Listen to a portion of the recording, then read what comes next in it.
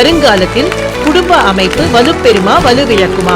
Paris கல்யாண மாலை நிகழ்ச்சியில் பேராசிரியர் சாலமன் பாப்பையா அவர்களின் தொடக்கவுரை சென்ற வார தொடர்ச்சி.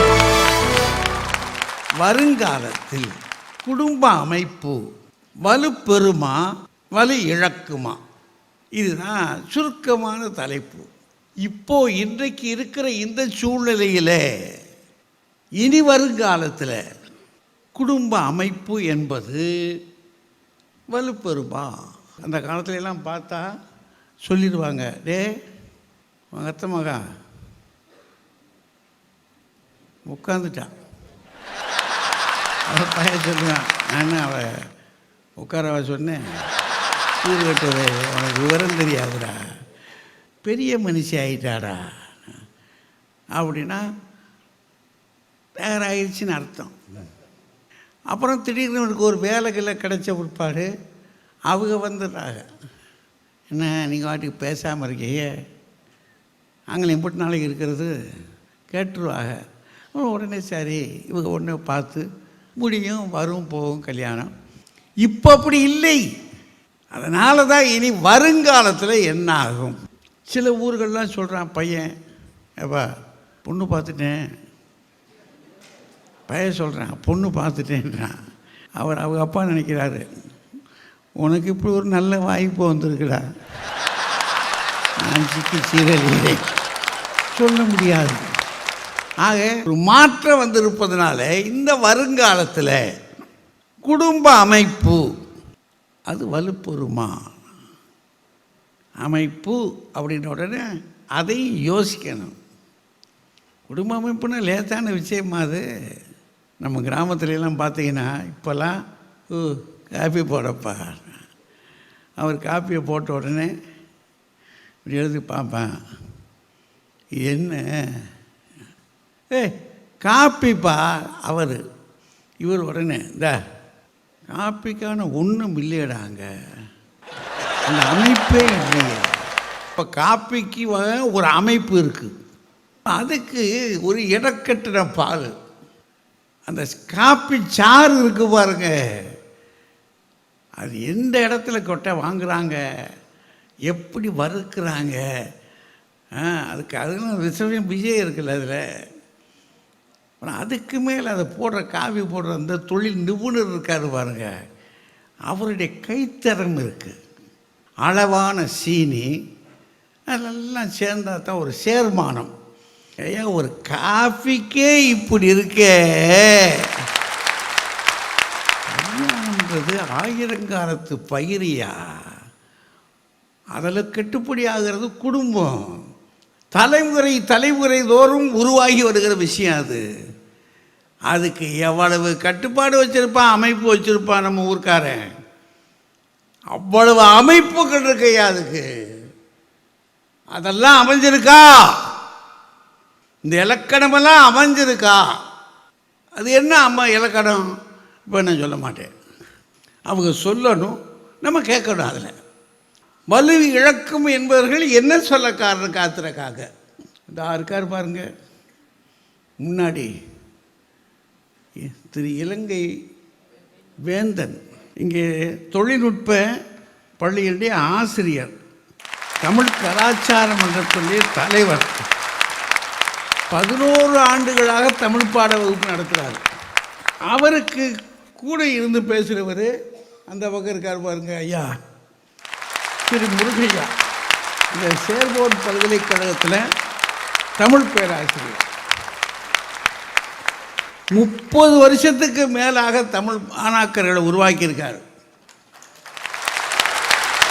நாங்கள் செய்த பணியை விட மிகச்சிறந்த பணியை செய்துக்கிட்டு இருக்கார்கள். எவ்வளோ பெருமைக்குரிய விஷயம். இந்த பக்கம் நம்ம ராஜா,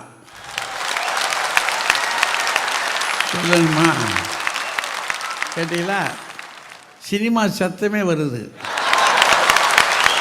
சரிங்களா. உசிலம்பட்டில் தாலியை கட்டுனா இப்படி அடிக்கணும், தாலி கட்டிடான்னு சொல்கிறான், விசில் அடிச்சிடானா அதான் தாலியை கட்டுறான். ஆக இதை 3 பேரும் என்ன சொல்கிறாங்க, வலு இழக்கும் அப்படின்றாங்க. இதை கேள்வி கேட்பார் இல்லையா, நான் அது இல்லாமையா போச்சு அப்படின்னா அந்த பக்கம் ஒரு 3 பேர். திருமதி மலர்வாணி, இவங்க ஒரு தனியார் நிறுவனத்தில் பணியாற்றுறாங்க. அவங்க ஒரு பெரிய இடத்தை சேர்ந்த ஆள். கவிஞர் வாணிதாசன், அவர் ஒரு பெரிய தலைமுறை கவிஞர். நான் அவருடைய பூக்களை மட்டும் சொல்லும்போது எனக்கு அந்த வரி ரொம்ப ஞாபகம். கோணல் கிழவி தலை போல பூத்திருக்கும் நாணல்னார். நாணலை சொல்கிறதுக்கு, அந்த பூவை பற்றி சொல்கிறதுக்கு இந்த கவிஞர் என்ன அழகாக சொல்கிறாருன்னு பாருங்கள். கோணல் கிழவி தலை போல பூத்திருக்குமா.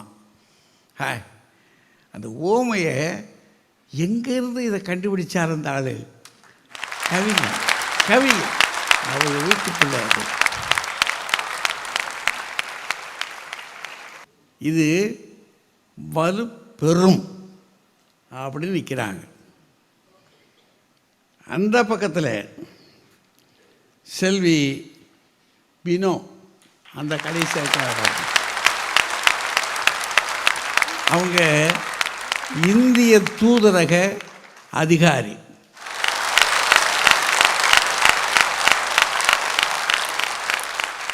விழிகள் இல்லாமலேயே மொழிகளை கற்றுக்கொண்ட மேதை. மொழி இவருடைய விழியை பார்த்து விழிக்கிறது. இவர்கள் மாற்றுத்திறனாளிகளுக்கு ஒரு முன்மாதிரியான அடையாளம். இந்த மண்ணில் எவரும் நிலைநிற்பார்கள், எவரும் நிலைநிற்பார்கள்.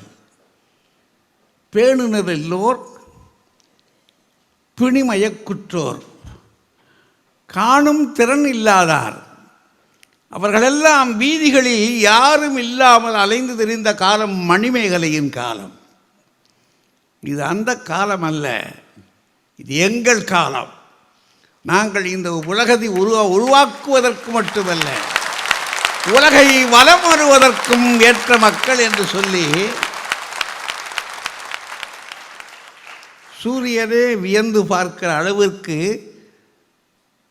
இவர்கள் மொழித்திறனோடு கூட விழியில்லாமல் நடந்து போகிற மிகப்பெரிய செல்வி, மிகப்பெரிய செல்வி. இந்த பக்கத்தில் நம்ம திருமதி பாரதி பாஸ்கர்.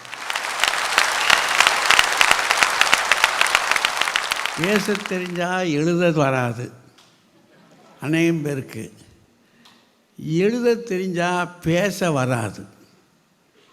ஆனால் எழுதவும் முடியும், பேசவும் முடியும் என்று உலகுக்கு காட்டுகிற ஒரு பேச்சாளர். கடைசி 2 இருவருக்காக பாருங்க, ராஜாவும் சரி அந்த அம்மாவும் சரி வங்கி ஊழியர்கள். ஆனால் தமிழில் அவங்க பேச ஆரம்பித்தாச்சுன்னா அவ்வளோதான்.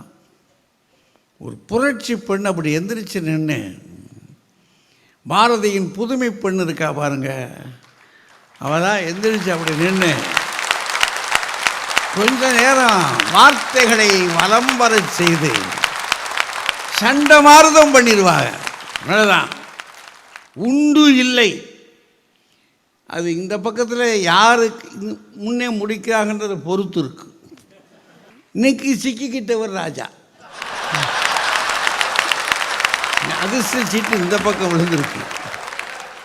அதனால் நல்ல விருந்து நமக்கு காத்திருக்கு. இது நிலைமை. இனி இந்த விருந்தை தக்க வைத்துக் கொள்கிற மக்கள், எடுத்து சாப்பிடுவதில் திறம்படைத்த மக்கள், செவி நுணுக்க மட்டுமல்ல உங்களுடைய சிந்தை விழிப்பும் மிகச் சிறப்பாக இருக்கிறது என்பதை உங்களுடைய ஒவ்வொரு கைதட்டும் காட்டுகிறது. அதனால் கலைகளை படைத்த பாரிஸ் மாநகரத்திலே கம்பீரமான எழுத்தாளர்களை சிருஷ்டித்த பாரிஸ் மாநகரத்திலே, இந்த நகரத்தில் கவிஞர்களை சிருஷ்டித்த பாரிஸ் மாநகரத்திலே, ஓவியர்களை உலாவர விட்ட பாரிஸ் மாநகரத்திலே, எங்கு பார்த்தாலும் கலைகளின் சதுக்கமாக இருக்கின்ற பாரிஸ் மாநகரத்திலே இன்றைய இந்த திருக்காட்சியும் கோலக்காட்சியாக இருக்கப் போகிறது. அதை ஆக்குவிக்கின்ற பெருமை உங்களுக்கு வந்து சேரப்போகிறது என்பதை சொல்லி, இப்போது வருங்காலத்தில் குடும்ப அமைப்பு வலு இழக்கும் என்ற அணி தொடங்குகிறது. திரு இலங்கை வேந்தன் அவர்கள் தன்னுடைய அணியை தக்க வைத்து கொள்ள வருகிறார். அவர் வரவும் செய்திகளை தரவும் உங்கள் சார்பிலே அழைக்கிறேன்.